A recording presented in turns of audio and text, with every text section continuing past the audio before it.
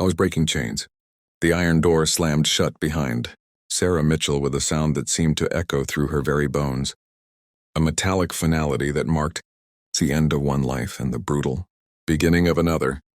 At 28 years old, she had never imagined that a single moment of desperation, a choice made in the chaos of protecting her younger sister from an abusive ex-boyfriend, would lead her here to the cold, unforgiving walls of Riverside Women's Correctional Facility. The fluorescent lights buzzed overhead like angry insects as she was processed. Stripped of her identity, her belongings, her very name reduced to a number, 47821, but what the prison could not strip away, what remained burning beneath the surface of her fear and shame, was her capacity to feel, to love, to recognize another soul drowning in the same darkness she now faced. Maria Rodriguez had been at Riverside for 3 years by the time Sarah arrived, and the prison had marked her in ways both visible and invisible. A scar ran along her left cheek, a souvenir from her first week inside, when she had refused to join one of the gangs that ruled the cell. Blocks with violence and intimidation, her eyes once bright with the dreams of a young artist who had painted murals across her neighborhood in Los Angeles, had grown hard and distant. Protective walls built around a heart that had been broken too many times to count. She had been convicted of assault after defending herself against a man who had attacked her outside a club, her self-defense twisted by a legal system that saw her brown skin and assumed guilt before innocence. The courts had given her 8 years, and she had learned quickly that survival in here meant trusting no one, feeling nothing, becoming as cold and gray as the concrete that surrounded them all.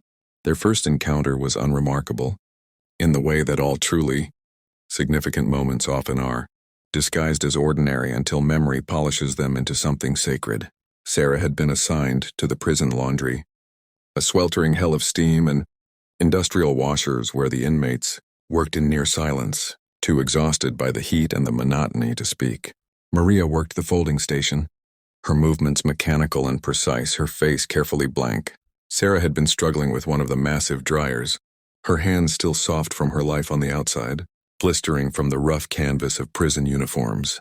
She had fumbled, dropping an entire load onto the filthy floor, and the guard had started toward her with that particular look of cruel anticipation, ready to write her up, to add another black mark to her record that would mean lost privileges, maybe even solitary confinement.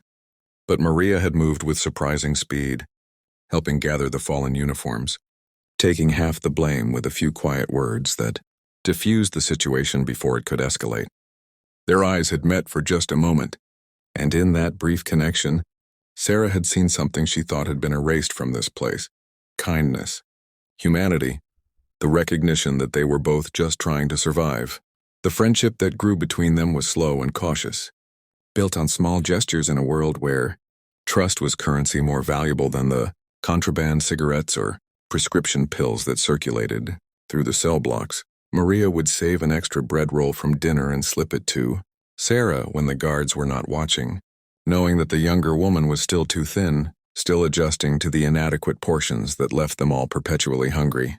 Sarah, in turn, would help Maria with the letters she wrote to her younger brother, the only family member who still maintained contact, polishing the grammar and helping her express emotions that had been buried beneath years of hardened survival.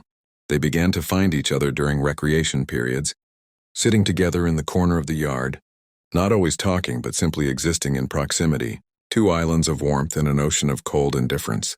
Other inmates noticed, of course, because nothing remained private in prison, and there were whispers, assumptions, the kind of crude speculation that reduced any connection between women in this place to something base and predatory. But Sarah and Maria ignored the talk, protected by the purity of something neither of them had expected to find and neither could quite name. It was during one of the rare moments when the prison offered art therapy sessions that everything shifted, the foundation of friendship cracking open to reveal something deeper, more terrifying, and infinitely more beautiful. The volunteer instructor, a soft-spoken woman from the community, who came once a month with supplies donated by local businesses, had brought paints and canvases, inviting the women to create whatever moved them. Most of the inmates approached the task with cynicism or indifference. But Maria had sat before that blank canvas with her hands trembling. 3 years of suppressed creativity rushing back all at once. She painted through her lunch period and into the afternoon, lost in a world of color that existed only on that rectangular piece of cloth, and what emerged was breathtaking. An image of 2 women standing back to back, their arms raised toward a sky filled with stars that seemed to spin and dance with impossible light, their faces turned upward with expressions of longing so profound it hurt to witness. Sarah had stood behind her, watching the painting come to life, and she had felt something crack open inside her own chest, a recognition that this woman, who had seemed so hardened and unreachable, contained depths of feeling and beauty that the world had tried to crush but could not completely destroy. That night, lying in her narrow bunk in the cell she shared with 2 other women, Sarah finally admitted to herself what had been growing between them, what she had been too afraid to acknowledge, because it made her vulnerable in ways that prison did not forgive.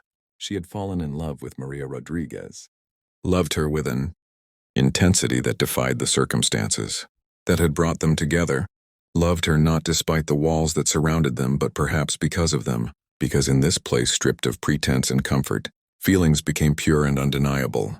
The realization terrified her because loving someone in prison was giving them the power to destroy you, creating a weakness that could be exploited by guards who enjoyed psychological cruelty or by other inmates who saw emotion as something to be weaponized. But the heart, Sarah was learning, did not consult with logic or self-preservation when it decided to open itself to another soul. Maria had known first, had recognized the change in Sarah's eyes, the way her touch would linger a second too long when their hands brushed, the particular quality of attention that marked the difference between friendship and something more profound. She had tried to pull away, to protect them both from the complications and dangers of this attachment, but she found herself equally unable to maintain the distance. One evening in the library, a quiet space where inmates could escape the noise and violence of the general population for an hour of supervised reading, they had sat together at a corner table, ostensibly working on their GED materials, but actually just existing in the charged silence of unspoken feelings. Maria had finally broken, her voice barely above a whisper, asking Sarah if she understood what it would mean, what they would be risking, how the prison system and the other inmates would treat them if this became known, if their friendship transformed into something the world would judge and condemn. And Sarah, her own voice shaking but certain, had said that she understood that she was afraid, but that some feelings were stronger than fear, that she had already lost everything the world considered valuable when those iron doors had closed behind her, but she had found something here, in this last place anyone would think to look, that felt like redemption, like grace, like coming home to a part of herself she had not known was missing. Their love grew in stolen moments, in glances across the dining hall that communicated entire conversations, in the way they would position themselves during rec time so their shoulders touched, grounding each other in the reality of their connection. They became expert at the prison's unwritten language of discretion, never obviously affectionate, never drawing attention, but existing in a space of mutual understanding and support that sustained them through the daily degradations of incarceration. Maria would leave her sketches folded in the books she knew. Sarah would check out from the library, small drawings of flowers or sunsets or abstract patterns that were really love letters in visual form, expressions of beauty offered as antidote to the ugliness that surrounded them. Sarah would write poetry in the margins of her notebook, verses that captured the impossible tenderness she felt, the way Maria's rare smile could transform the gray monotony of their days into something bearable, almost beautiful. They were creating a private world within the public hell of prison, a space that belonged only to them and that no one could take away. The challenges came, as they always do in places built on power and control.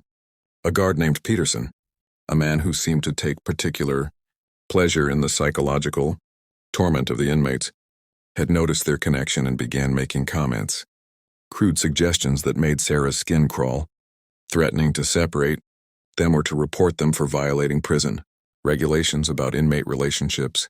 Maria had faced him down with the hard courage she had developed over her years inside, telling him that they had broken no rules, that their friendship was their own business, and that if he had actual evidence of wrongdoing, he should file his report instead of making threats.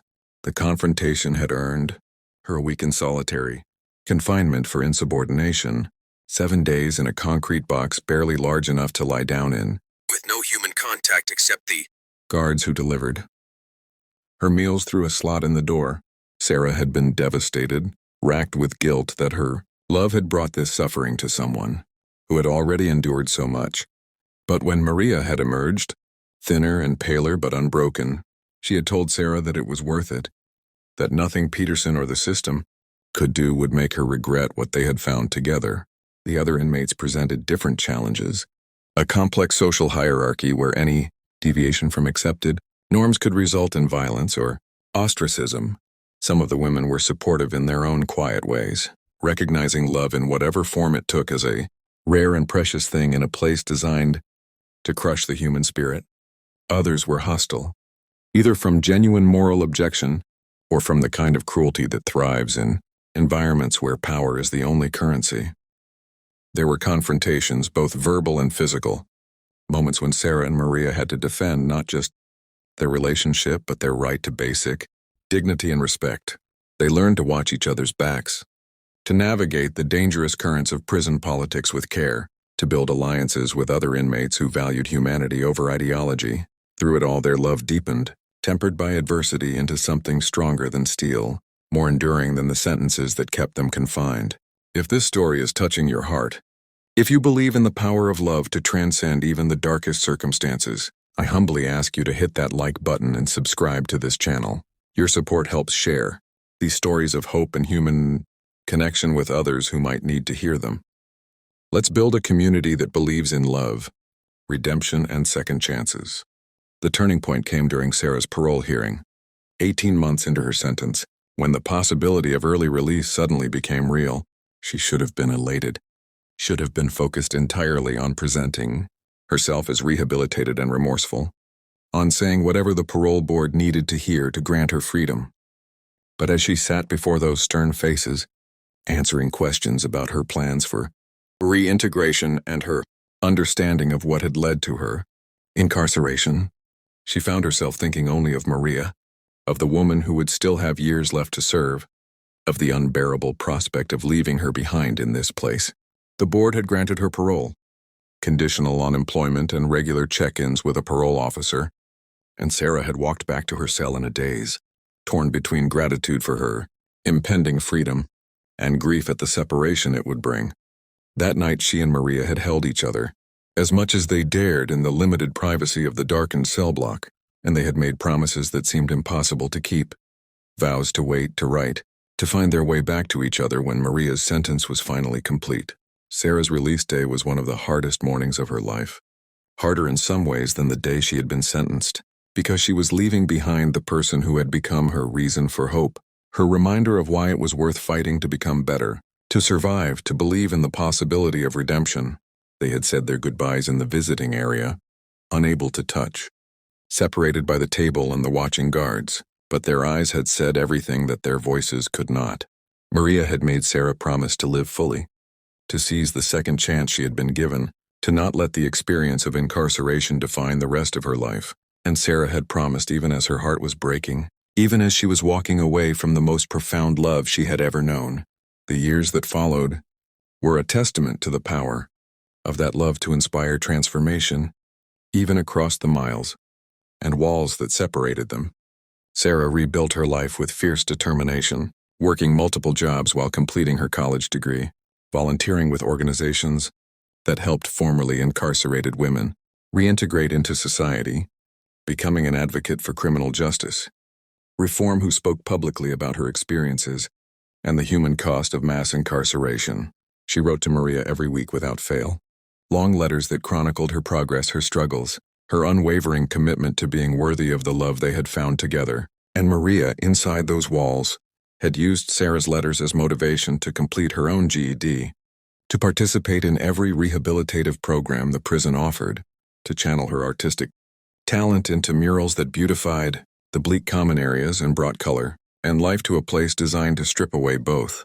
They sustained each other across the distance, their love evolving from the intense proximity of prison life into something deeper and more mature, built on trust and commitment and the shared vision of a future they would build together. Please take a moment to comment below and share what this story meant to you, or if you have ever witnessed love surviving impossible circumstances. Your words matter and help remind us all of our shared humanity. When Maria finally walked free after serving 6 years of her sentence, Sarah was waiting at the prison gates just as she had promised, older and marked by the years but still the same person who had offered kindness on that sweltering day in the prison laundry. They embraced in the early morning sunlight, two women who had found each other in the darkest place and had emerged, transformed. Their love not broken by separation but strengthened by it, tested and proven true. They built a life together that was ordinary and miraculous, filled with the small joys that people who have never lost their freedom take for granted, cooking dinner together in their own kitchen, walking hand in hand through the park without asking permission, sleeping through the night without the sounds of slamming doors and echoing voices. Maria returned to her art, creating pieces that captured the resilience of the human spirit, while Sarah continued her advocacy work, fighting for the women still trapped in the system that had once held them both. Their love story became a quiet testimony to the truth that connection and compassion can bloom anywhere, even in places built to deny such possibilities, and that sometimes the most profound beauty emerges from the deepest darkness, if we are brave enough to reach for it, to hold on to it, to believe that we are worthy of it even when the world says otherwise.